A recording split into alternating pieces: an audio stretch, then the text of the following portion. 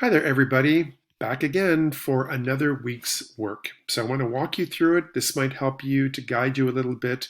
I'm limited with only 5 minutes with this video app. So let me get cracking on it.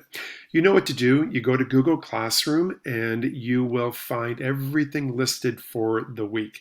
The dates are here. May 11th, that's Monday. 17 is Sunday. You don't have to do work on the weekend. You can do it anytime during the week. What you're doing is this here.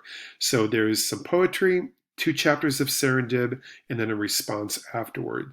My big advice is get started on it right away on Monday. Open up the poetry one, and you'll see that there is a document that you will open up, and it'll take you to here. And I want to walk you through this. Okay, so in bold are the questions for you. First, there are some review questions on poetry. Then we get to the new material on music in poetry in words and actual letters. Some letters have a nice sound like S's and SH's and vowels. Those are nice. Hard sounds like K's and D's and G's. Those are harsh. So poets will take certain sounds that fit a certain emotion just like songs do that. You know, poetry tries to aspire to being a song as close as it can be in English language. And it does it by utilizing the sound that is in our alphabet. So I ask you about that, walk your way through it here. I give you some questions about music first of all. Then I have you come up with a made up language in which you are happy. So go to your brother or sister or dog or mother or father and say something in a made up language that's sweet, like "Sa shla sa sa pa, shuswa ta ta sa," and then be angry at them. And then you can observe that you are naturally using certain sounds that fit certain emotions.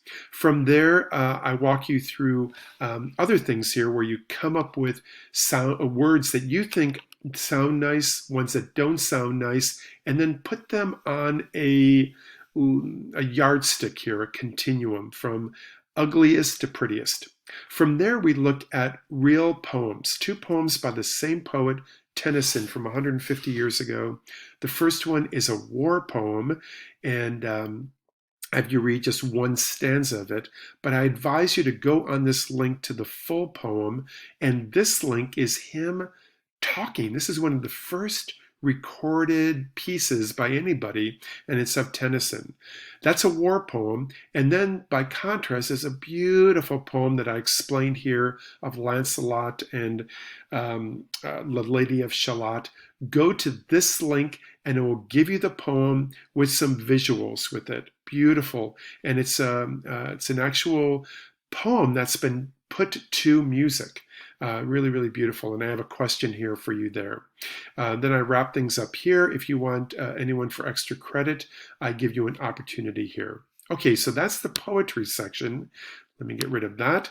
And then from there, there is Serendib. I already have an audio waiting for you, and then some questions. This chapter is a bit longer, but I do the audio for you. It's about an hour and 10 minutes or so. And so kick back and listen to my voice as I walk you through a really important chapter. And I do ask you some questions that do relate to sound. The same with chapter 7. I have an audio all ready for you and some questions. And then the last thing is you wrap it up with a general response. Okay, so you want to try not to get behind it all because more work will be coming next week. So try to steadily work your way through some really great things this week. Okay,